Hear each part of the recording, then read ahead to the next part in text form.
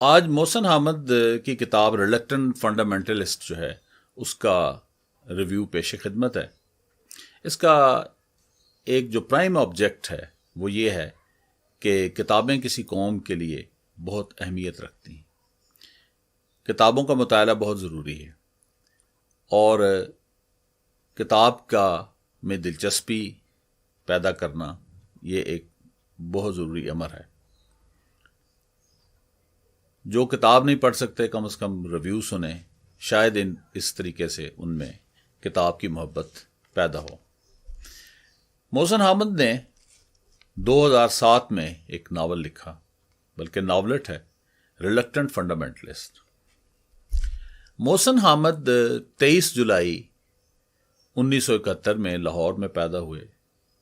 Parents کے حساب سے پنجابی اور کشمیری ہیں، اور اس طرح سے ان کا جو سٹار بن رہا ہے وہ لیو بن رہا ہے۔ لیو بڑے کائنڈ، لیڈر، انسپائرنگ، ڈیئرنگ پیپل ہوتے ہیں، اور نیومرالوجی کے حساب سے اگر دیکھیں تو ان کا نمبر 5 بنتا ہے کہ very quick in thought and decisions, مشکلات کے سامنے ڈٹ جانے والے، من موجی، اور بہت ہی حساس قسم کے لوگ، اور فرینڈ میکرز۔ محسن حامد 6 سے 9 سال کی عمر میں امریکہ گئے، اور ان کے والد اسٹینڈرڈ فورڈ یونیورسٹی میں اس وقت پی ایچ ڈی کر رہے تھے۔ اس سے بعد واپس لاہور آئے، لاہور میں اسکولنگ کمپلیٹ کی۔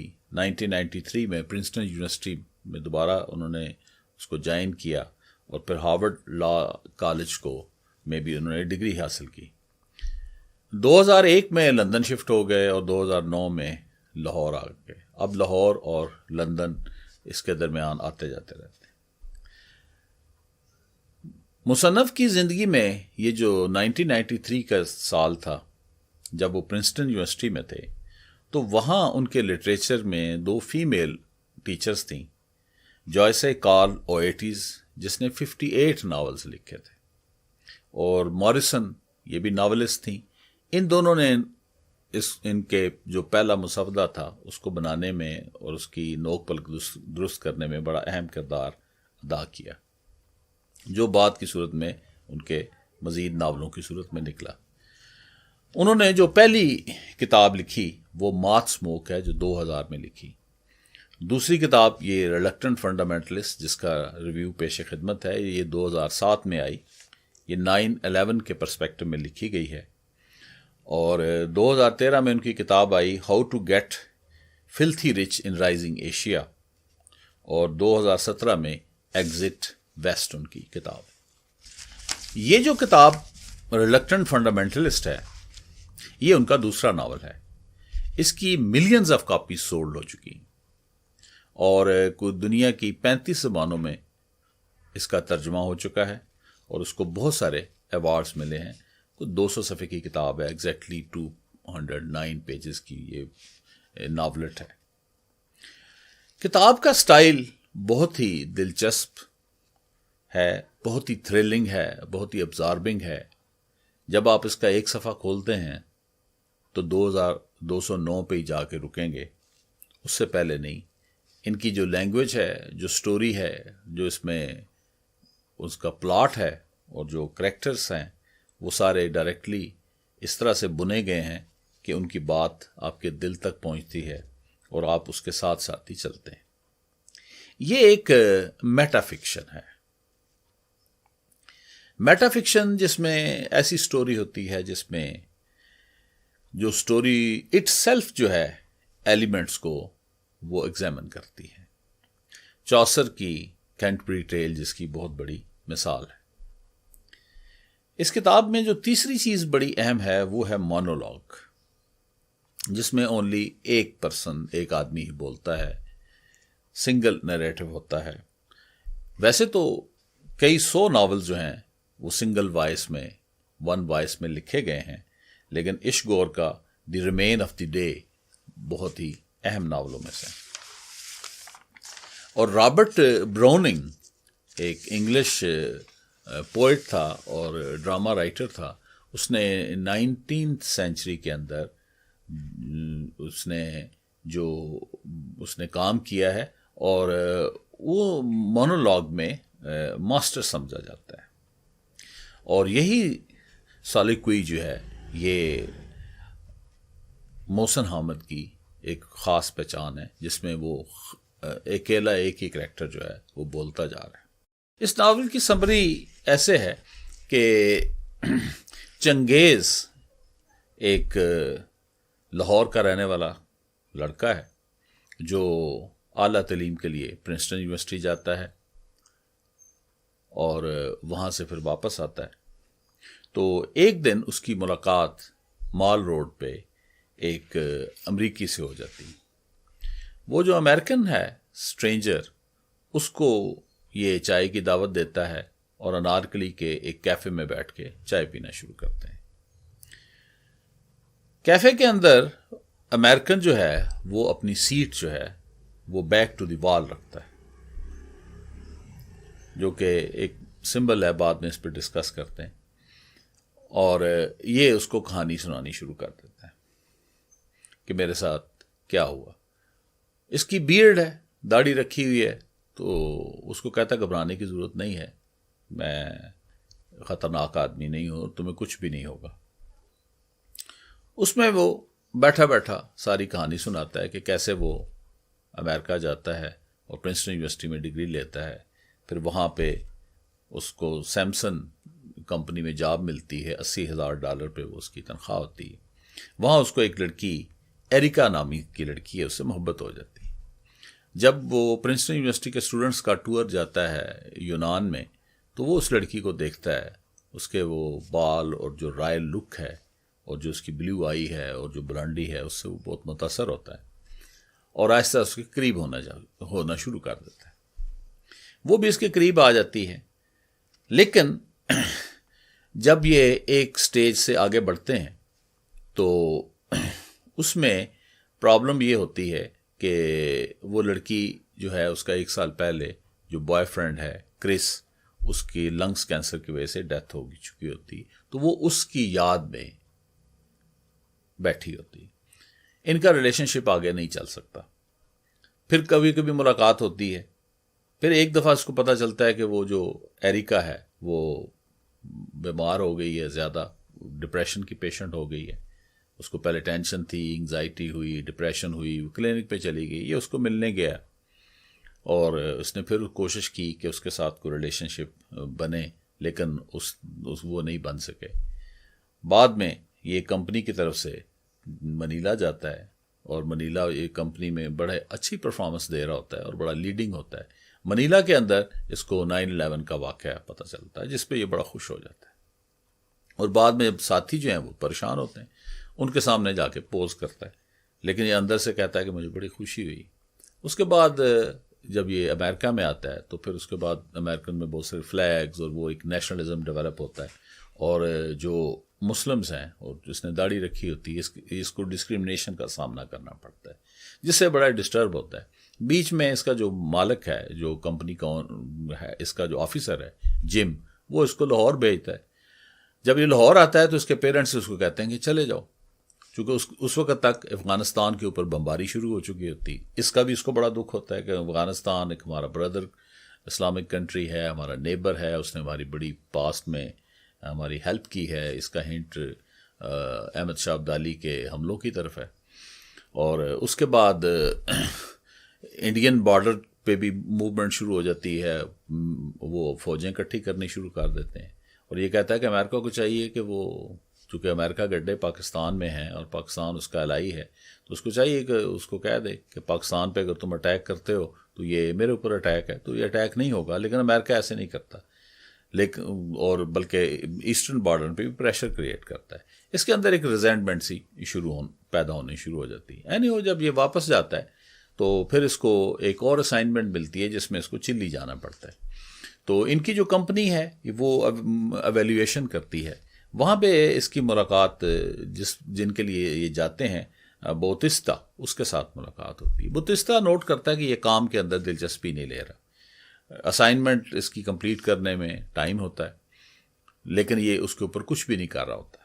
بتیستا اس کو فیل کرتا ہے، بتیستا اس کو بتاتا ہے ایک دن کہ ایک جینیسری ہوا کرتے تھے. یہ پوچھتا ہے کہ جینیسری کون ہوتے ہیں، تو بتیستا اس کو بتاتا ہے کہ جینیسری جو کرسچن بچے ہوتے تھے ان کو آٹومان امپائر والے لے لیتے تھے اور ان کی برین واشنگ کرتے تھے اور ان کو پھر وار ٹریننگ دیتے تھے، اور انہی کی مدد سے انہوں نے سارا یورپ فتح کیا، افریقہ، نادرن افریقہ کیا، ایشیا کیا. بہت بڑی سلطنت جو 1400 سے لے کے 1900 تک، یعنی 500 سال تک انہوں نے وہ رول کیا. تو اس کو ایک دم خیال آتا ہے، اور یہ ناول میں اس کا ذکر کرتا ہے کہ آئی ایم ماڈرن ڈے جینیسری، یعنی اس کو فیل ہوتا ہے کہ یہ امریکہ کا آج جینیسری ہے. امریکہ نے ایک ٹیلنٹڈ بندہ جو ہے وہ لے کے تو اس کے لیے کام کرتا ہے. بہرحال یہ اسائنمنٹ کمپلیٹ نہیں کرتا، واپس آ جاتا ہے. ظاہر اس کو فائر کر دیا جاتا ہے. فائر کر کے یہ واپس پاکستان آتا ہے.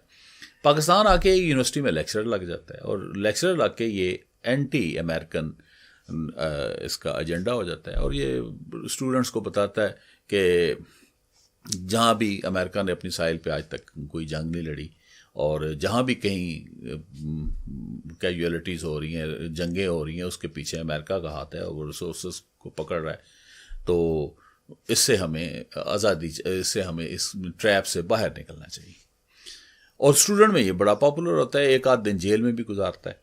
اور مین وائل اس کی جو باتیں ہیں وہ امریکن چینلز پہ اس کا انٹرویو چلنا شروع ہو جاتا ہے، میڈیا پہ اس کی بڑی ذکر ہونا شروع ہو جاتا ہے، اور یہ اس کو بھی خطرہ ہو جاتا ہے کہ مجھے کسی کا ایجنٹ جو ہے مار نہ دے، اور رستے بدل بدل کے جاتا ہے.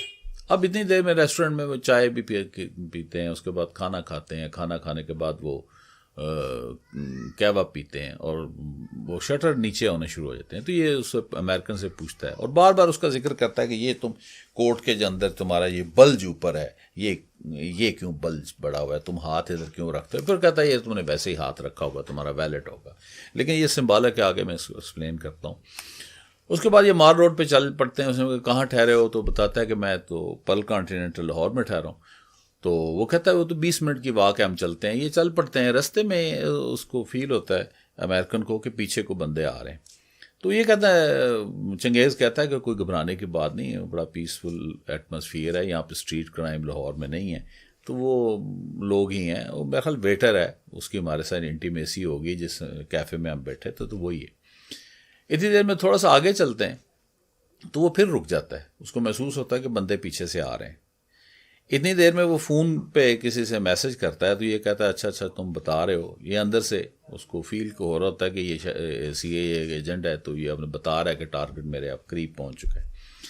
اس کے بعد یہ دیکھتا ہے کہ وہ جب کہتا ہے کہ میں تمہارے ساتھ شیک ہینڈ کرتا ہوں، جب شیک ہینڈ کی باری آتی ہے اور وہ کہتا ہے کہ میں تمہارے ساتھ شیک ہینڈ ذرا زور سے کروں گا، اور اس دوران جب وہ ہاتھ نکالتا ہے گورا تو اس کے میٹل نظر آتا ہے. ٹھیک ہے، پھر یہ خود ہی کہتا ہے کہ یہ شاید کریڈٹ کارڈ ہے. تو اتنی دیر میں پیچھے سے ہمارے جو بندے ہیں وہ ویٹر اور وہ بھی آ رہے ہوتے ہیں. یہاں پہ ناول جو ہے وہ ختم ہو جاتا ہے، جس میں پتہ نہیں چلتا کہ ہو کلڈ ہو. تو یہ اس کی سمری ہے. اب اس کا ریویو پیش کرتے ہیں. اچھا، جب اس ناول کو ہم پڑھتے ہیں تو اس میں جو پری ڈومیننٹ فیکٹر ہے وہ ناسٹیلجیا کا. وہ چنگیز خان ہو یا ایریکا ہو، تو دونوں کے اندر یہ چیز پائی جاتی ہے. اور دوسرا یہ ایک some sort of auto biographic بھی ہے. محسن حامد کی اپنی جو لائف ہے وہ جس طرح سے گزری ہے، لاہور، پرنسٹن اور 9/11 اور بعد میں ان کا ایجوکیشن جوائن کرنا، وہی اسی طرح اس ناول میں بھی ہے. تو ایک طرح سے آٹو بایوگرافیکل ناول بھی اس کہہ سکتے ہیں کچھ معنوں میں. اس میں جو دوسری بڑی اہم چیز ہے کہ ایک طرف چنگیز خان ہے اور دوسری طرف وہ امریکی ہے. یہ دونوں جو کریکٹرز ہیں یہ ایک کلیش آف سویلائزیشن جو ہے اس کو ریفلیکٹ کرتے ہیں، جو کہ ایک مسلم اور کرسچن جو سویلائزیشنز ہیں ان میں جو رفٹس ہے. یہاں وہ ایک بڑی خوبصورت بات کرتا ہے کہ جب وہ تو بات نہیں کرتا لیکن اس سے بات جو نکلتی ہے کہ وائی پیپل ہیٹ امریکہ، وہ اینٹی امریکن جو فیلنگ ہے وہ کیسے یہاں سے پیدا ہوتی ہے. تو وہ کہتا ہے فرینچ مین جب کسی امریکی کو دیکھتا ہے تو وہ اس کو نیپولین ایج یاد آ جاتی ہے جب وہ ایک بہت بڑی امپائر تھی. اسی طرح جب کوئی اسپینش دیکھتا ہے تو اس کو فرڈینینڈ اور ایزابیل اور وہ جو کولمبس اور اس کا جو ساؤتھ امریکہ میں جو رول ہے جو امپائر ہے وہ یاد آتی. مسلم جب دیکھتا ہے تو اس کو گریٹر مغلز یاد آ جاتے ہیں اور اوٹومن امپائر کی 500 سال کی جو 500-600 سال جو ان کی ڈومینیشن ہے وہ یاد آتی. تو اس سے لوگوں نے انالائز یہ اس پہ کیا ہے کہ یہ ایکچولی کوئی جیلیسی نہیں ہے بلکہ یہ ایک پارٹ آف ریزنٹمنٹ ہے. تو دوسری جو اس میں چیز ہے جو اس کے جب ہم کریکٹرز کو دیکھیں تو جو ایریکا ہے، ایریکا کے بارے میں ایک رائٹر ہیں Robert Adam, love of reading, انہوں نے کتاب لکھی ہے. تو ایریکا کو وہ کہتے ہیں کہ یہ امریکہ کی کنٹریکشن ہے، شارٹ فارم ہے. اور جب ہم اس کو ناول کو دیکھتے ہیں تو اس میں کسی جگہ کچھ ایسے ہنٹ ملتے ہیں. جب وہ گریس میں جاتے ہیں، یونان میں، تو اس میں وہ کہتا ہے کہ Erica had her hair piled up tiara on her head. پھر وہ کہتا ہے کہ Changez sees her as a stunning regal loyal monarch of the world, blondie and blue eyed. تو ایریکا جو ہے وہ ایک سمبل ہے رائل کا اور ایک ارسٹوکریسی کا اور ایک پاور کا اور ایک اٹریکشن کا. تو اور جو ایریکا ہے وہ اپنے ڈیڈ جو لور ہے کرس کو دیکھتی ہے اور اس کو یاد کرتی ہے. تو کرس اگر دیکھا جائے تو یہ کرسٹوفر کولمبس کی طرف ہے اشارہ، چونکہ ماڈرن ڈے امریکن جو ہیں وہ they are yearning for their long dead past, nostalgic ہیں. اور اسی لیے ہم وہاں پہ موومنٹس دیکھتے ہیں، give me back my country اور ٹی پارٹی جو بوسٹن ٹی پارٹی 70-75 کی طرف تھی اس کی طرف ہے. وی وانٹ پیس اور they want to go to their past. تو جو کرس ہے یعنی وہ امریکن سائیکالوجی ہے جو ماڈرن امریکنز میں ہے، to go to their original جو ایک سادہ سا جو ان کا لائف سٹائل تھا. پھر ایریکا کو جب یہ ملنے جاتا ہے تو کلینک میں تو پتہ چلتا ہے کہ ایریکا وہاں پہ نہیں ہے. ایریکا کے کپڑے ہڈسن کے کنارے ملتے ہیں اور وہ چھلانگ لگاتی ہے، سوئسائڈ کرتی ہے یا کہیں چلی جاتی ہے، نو بڈی نوز. تو جو ایریکا کی ڈس اپیرنس ہے وہ بھی ایک طرح سے آپ یوں لگتا ہے کہ یہ کہ امریکن کے ہے کہ دے ول گیٹ مس ڈائریکٹڈ، ٹھیک ہے. اور ان کے اندر جو انسرٹینٹی ڈیولپ ہوئی 9/11 کے بعد، اور اس کے بعد ان کی جو ڈائریکشن جو تھی وہ ایک نارمل سے ہٹ کے ایک انسرٹن پاتھ کے اوپر جو ہے وہ چلی گئی ہے، اور وہ ڈی ٹریک جیسے ہو جاتا ہے ویسے ہو گئے. اور اس میں اگر دیکھیں تو وہ ایریکا جو ہے that is living Hare past. اور اگر چنگیز دیکھیں تو چنگیز کے اندر جو فیلنگ آتی ہے، چنگیز کے اندر بھی اس کو اپنی مغل امپائر اور آٹومن امپائر آتی ہے، یہ بھی ناسٹیلجک ہے. ناسٹیلجک فیلنگ اس پورے ناول کے اندر بہت زیادہ ڈومینیٹ کرتی. اب یہاں پہ ایک اور چیز ہے، ایک سینٹینس آتا ہے جو بڑا ہی امپورٹنٹ ہے، جو چیزیں مزید غور کرنے والی بنتی ہیں. چنگیز کہتا ہے no I feel like a Curtis waiting for my Milo. اب یہ جو لائن ہے یہ ہارٹ آف ڈارکنیس ایک ناولہ ہے جوزف کونارڈ کی، اس کی طرف یہ اشارہ ہے. اب اس ہارٹ آف ڈارکنیس میں یہ جو کرٹس ہے مارلو کا جو انتظار کر رہے ہیں، اس ناول کو اگر دیکھیں تو شاید کو تھوڑی سی بات قریب اس کے ہم پہنچ جائیں کہ مارلو جو ہے وہ برٹش ہے، اور برٹش وہ موو کر کے ایک شپ لے کے کسی کمپنی کو جوائن کرتا ہے اور ہسک لینے کے لیے کانگو جاتا ہے. جب وہ کانگو جاتا ہے تو اس کو پتہ چلتا ہے کہ سارا جو یہاں پہ اصل قبضہ ہے وہ کرٹس کا ہے، یعنی وہ سب سے بڑا سپلائر ہے. اور کرٹس جو ہے وہ جب وہ اس تک پہنچتا ہے، کرٹس تک بڑی مشکل سے، اور کرٹس کو لوگ جو ہیں وہ پوچھتے ہیں کہ یہ ہمارا بہت بڑا گاڈ فادر ہے، ہمارا بڑا اس نے ہمارے لیے کام کیے ہیں، وہ بڑا پاپولر ہوتا ہے. لیکن اس کو تو بیمار ہو چکا ہوتا ہے، یہ وہاں سے اس کو نکال لاتا ہے، نکال کے کسی جگہ لے جاتا ہے. اور بعد میں کرٹس اس کو جو ہے، کرٹس کی ڈیتھ ہو جاتی ہے، اور ہارر کے 2 لفظ وہ کہتا ہے اور ختم ہو جاتا ہے، اور اپنے کاغذ مرنے سے پہلے اس کو دے دیتا ہے. اب اس کے اندر کیوں محسن حامد نے یہ اس کی طرف اشارہ کیا کہ میں کرٹس ہوں؟ ایک کرٹس کی دوسرا اگر چیز دیکھیں تو کرٹس چاہتا ہے کہ جو ماڈرن سویلائزیشن ہے وہ افریقن کے اندر آئے. اور جیسے وہ ایک ایڈیم بھی ہے، وائٹ مین برڈن، وائٹ مینس کے اوپر ایک رسپانسبلٹی کہ جو ان سویلائزڈ ہیں ان کو ہم نے سویلائز کرنا ہے. تو وہ بڑی کوشش کرتا ہے کہ کسی طریقے سے جو افریقہ کے اندر سیوج لوگ ہیں تو ان کو بھی ماڈرن نالج، نرلنگ اور مینرز اور کلچر جو ہیں وہ پتہ چلیں، لیکن وہ ناکام ہوتا ہے. اب یہاں پہ محسن حامد نے یہ ٹرمینالوجی یا جو ریفرنس دیا ہے ہارٹ آف ڈارکنیس کا، اس سے بظاہر وہ یہی لگتا ہے کہ وہ جو ہے اپنے جو کاؤنٹر پارٹس ہیں، اپنے جو کمپینینز ہیں، ان کو ماڈرن نالج، ماڈرن ٹیکنالوجی اس کی طرف راغب کرنا چاہتے ہیں. اور ان کو بہرحال اگر دوسرے اس کے معنی لیے جائیں کہ جو مارلو ہے، مارلو ظاہر ہے اس کو کڈنیپ کرتا ہے اور اس سے چیزیں لیتا ہے.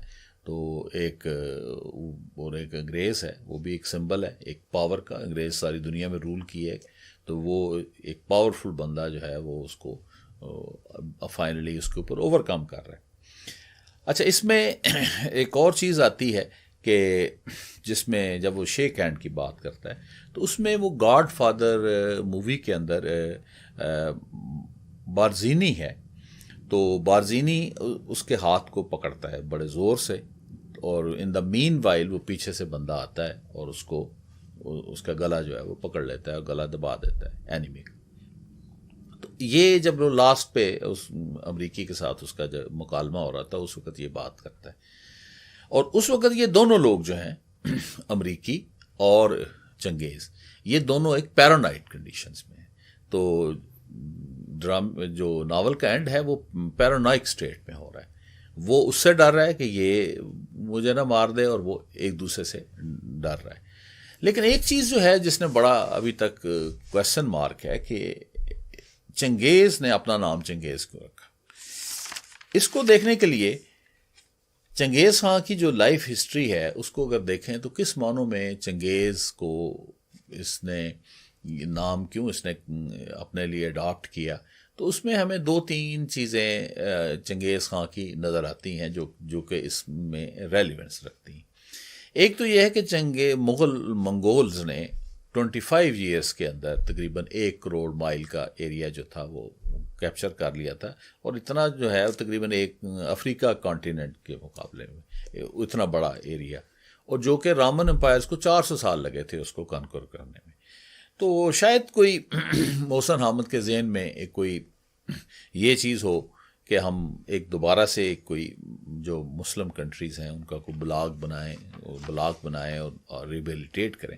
چونکہ محسن حامد اپنے آپ کو اس ناول کے اندر ریلیجس فنڈامنٹلسٹ نہیں پیش کر رہا، وہ ایک مسلم نیشنلسٹ کے طور پہ پیش کر رہا ہے، اور جو کہ ایک پازیٹیو چیز ہے کہ کوئی بھی قوم جو ہے وہ اپنے ساتھ وفادار ہو اور اپنے آپ کو آگے لے کے چلے.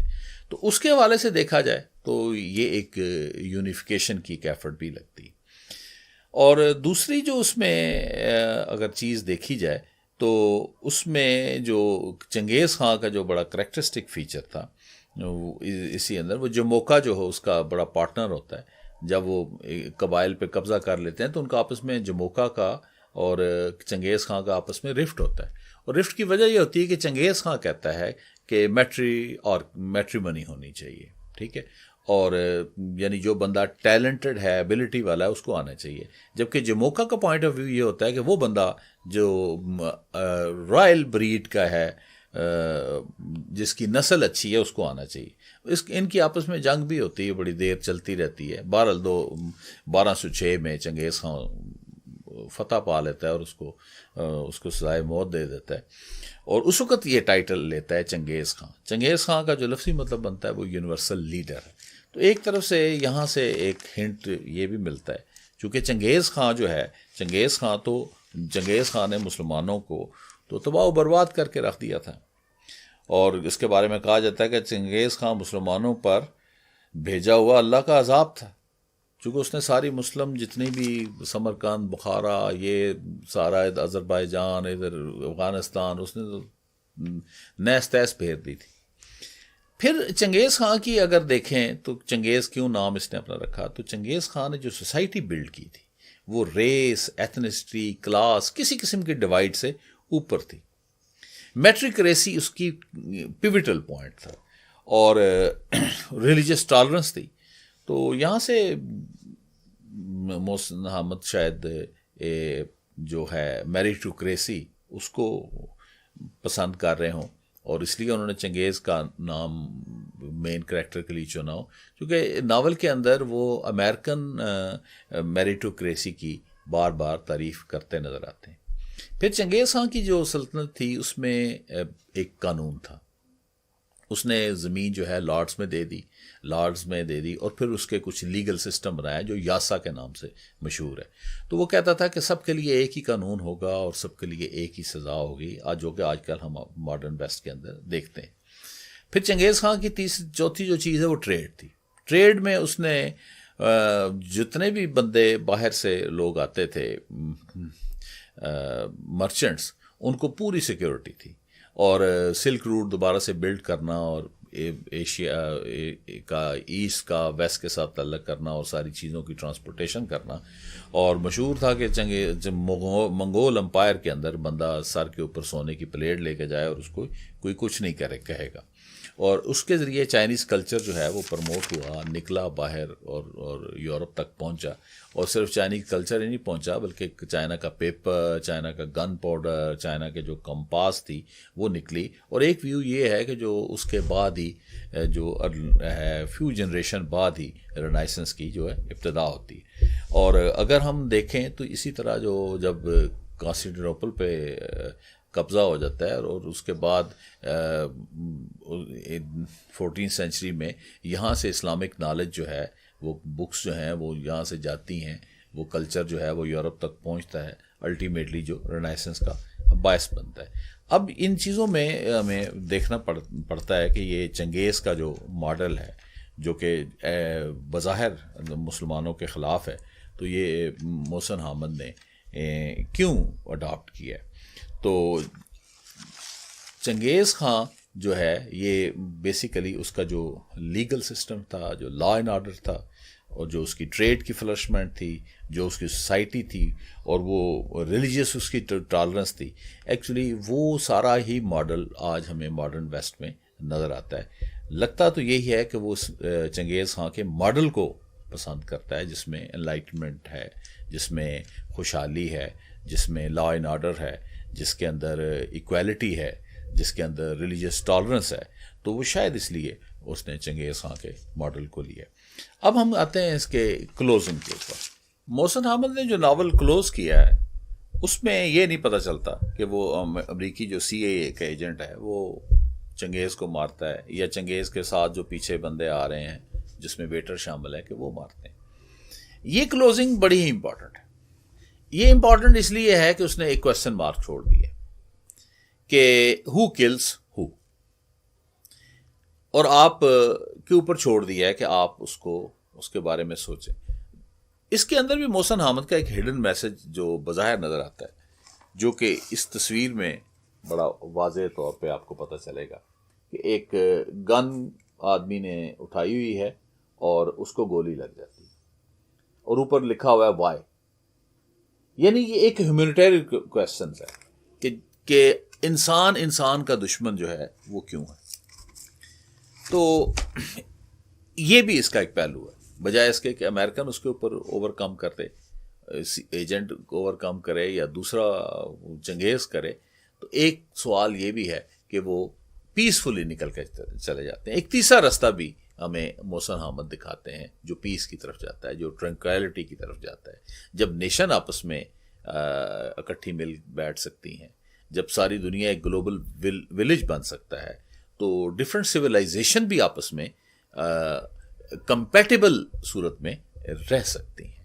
تو اوور آل دیکھا جائے تو محسن حامد کا جو ناول ہے بہت ہی امپورٹنٹ ناول ہے, جو آپ کو سوچنے پہ مجبور کرتا ہے, جس میں آپ کو ایک طرف ایشین سوسائٹی کا پتہ چلتا ہے, ایشین فیلنگز کا پتہ چلتا ہے, ایک طرف امریکن سوسائٹی کا پتہ چلتا ہے, اور ایک طرف آپ کو یہ پتہ چلتا ہے کہ ہمارا جو فیوچر ہے اس کے بارے میں آپ سوچ سکتے ہیں کہ ہمارا فیوچر جو ہے ہم کن لائنوں پہ فیوچر کو ڈرا کر سکتے ہیں.